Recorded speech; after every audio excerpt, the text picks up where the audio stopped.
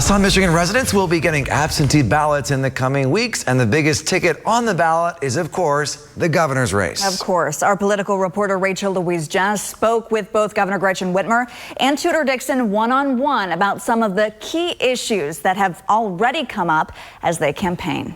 Campaign season is in full swing as Republican Tudor Dixon introduces her key policy platforms. So our focus on Michigan, everything has to do with family. And Democrat Gretchen Whitmer touts her accomplishments. We are not done yet. We're just getting warmed up.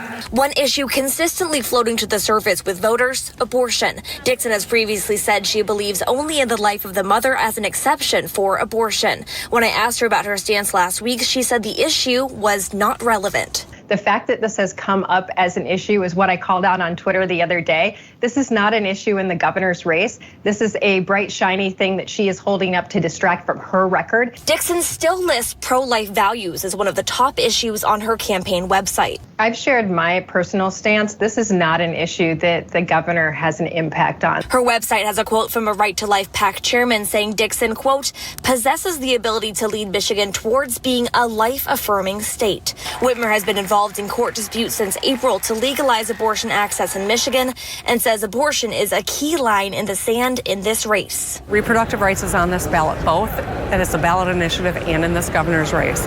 There's no question that the next governor can sign or veto bills that will abridge the ballot initiative right. While abortion will be on the ballot, it'll also be the first time in Michigan history where voters have the chance to choose between two women to lead the state. Dixon makes history as the first Republican female nominee for governor. Already, both women have faced misogynistic comments. When I met Tudor Dixon, the last words I said to her before she walked out the very first time is that she was a much younger, smarter, and hotter Gretchen Whitmer. How do you think that we can avoid that kind of language of going into the gutter for a historic election like this? I think we have to hold people accountable and tell people we will not tolerate this. Whether it is being spewed by a female or a male, it is unacceptable.